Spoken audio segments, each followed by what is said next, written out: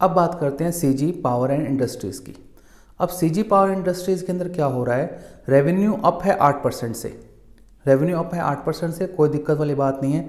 लेकिन दिक्कत इसमें वही है जो हर एक मैन्युफैक्चरिंग कंपनी में है, और ये मैन्युफैक्चरिंग इनपुट सप्लाई करने वाली कंपनी है, तो इनके लिए भी ये समस्या बन रही है। क्या? इनपुट की। अब इनपुट की समस्या क्या है समझिए। 8% रेवेन्यू ऊपर हुआ, 10% एक्सपेंस ऊपर हुआ, पीबीटी 10% गिर गया। मतलब पीबीटी 10% गिरने का मतलब हो गया रेवेन्यू 8% ऊपर, खर्चा 10% ऊपर, पीबीटी 10% नीचे, मतलब कि इबिटा नीचे जा रहा है इनका। Earning before interest and amortisation of tax की वजह से पहले जो इबिटा है वो इनका नीचे जा रहा है। अब इबिटा नीचे जा रहा है क्यों? क्यों इन्होंने सेल्स तो बढ़ा ली प्राइस अप करके, बट उनको इतने मार्जिन नहीं मिल रहे। मार्जिन क्यों नहीं मिल रहे? इनकी इनपुट कॉस्ट बढ़ रही है। और ये इनपुट कॉस्ट मैं आपको पहले बता रहा हूँ, अगर ये नंबर 1-1.5 साल पहले आए होते, 8% का रेवेन्यू अप होता, मैं कहता हूँ अगले दिन सर्किट मार देता। क्यों? इनपुट कॉस्ट लो थी वो। अब इनपुट कॉस्ट लो थी, सेल्स ऊपर में कर रहे हैं, इबिटा बढ़ेगा, इबिटा बढ़ेगा तो प्रॉफिट बढ़ेगा, प्रॉफिट बढ़ेगा तो ईपीएस बढ़ेगा, ईपीएस बढ़ेगा तो प्राइस टू अर्निंग रेशियो नीचे आएगा, ऊपर की तरफ स्टॉक के लिए रूम खुल जाएगा। लेकिन अब क्या हो रहा है? उल्टा हो रहा है। उल्टा कैसे हो रहा है? रेवेन्यू ऊंचा, एक्सपेंसेस ऊपर, पीबीटी नीचे आ गया, पीबीटी नीचे, पीएटी नीचे, प्रॉफिट आफ्टर टैक्स नीचे। अब प्रॉफिट आफ्टर टैक्स नीचे आया तो ईपीएस भी नीचे आएगा। ईपीएस नीचे आते जो पी रेशो होगा वो बढ़ जाएगा, तो ऊपर का एक्सपेंशन का रूम नहीं है इनके पास। चाहे कोई कितना भी जोर लगा ले, ऊपर का पी रेशो अगर बढ़ गया इनका तो ऊपर की तरफ रूम कम हो जाता है स्टॉक के बढ़ने के लिए। और ये सभी मैन्युफैक्चरिंग इनपुट कंपनीज के लागू होता है। आजकल क्या हो रहा है सिनेरियो समझे तो आपको सिंपल देखना चाइनीज़ मार्केट को।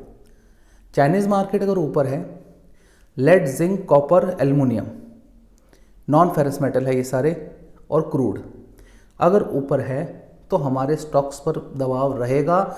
चाहे कोई एंकर कितना भी बोले ये डबल बॉटम बन गया, ये ट्रिपल बॉटम बन गया, ये बन गया, वो बन गया, किसी पर यकीन मत करना, वो आएंगे नहीं देखने आपको। और आपका स्टॉक 10% नीचे, 20% नीचे, 30% नीचे चला जाएगा, पता भी नहीं चलेगा। क्यों? इनपुट कॉस्ट की मार बहुत खतरनाक होती है। इंडिया ने 2020 के बाद में इनपुट कॉस्ट की मार कभी नहीं देखी, इस बात को समझिएगा। इनपुट कॉस्ट की मार हमने देखी थी 2000 ये मोदी जी जीतने के बाद 15-16 के अंदर इनपुट कॉस्ट की मार देखी थी एक बार। उस समय चाइनीज़ इकोनॉमी रिवाइवल करी थी। तो जब जब चाइनीज़ इकोनॉमी रिवाइवल करेगी और जब जब इनपुट कॉस्ट की लागत बढ़ेगी हमारे लिए, तब तब हमारे लिए समस्या आएगी। चाहे कोई एंकर चाहे बॉटम बनवा ले, डबल बॉटम बनवा ले, ट्रिपल बॉटम बनवा ले, सारे बॉटम टूट जाएंगे और ऐसे टूटेंगे धराशायी हो जाएंगे वो। तो इनपुट कॉस्ट, हाँ ये बात सही है, इनपुट कॉस्ट नीचे आएगी, स्टॉक्स वापस चलेंगे। टेक्निकल्स काम करते हैं लेकिन एक लिमिट तक ही काम करते हैं। सपोर्ट रेजिस्टेंस एक लिमिट तक काम करते हैं, उसके बाद में एक थ्योरम ही काम करती है। आपने जो एज अ होल इकोनॉमी जो थ्योरम बनाई है उसी पर वो स्टॉक, वो इंडेक्स चलता है।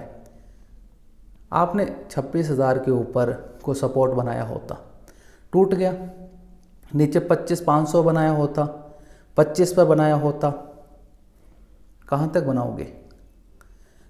इकोनॉमी में थ्योरम काम करती है। अभी थ्योरम समझिए, रिजल्ट खराब आ रहे हैं, बात खत्म।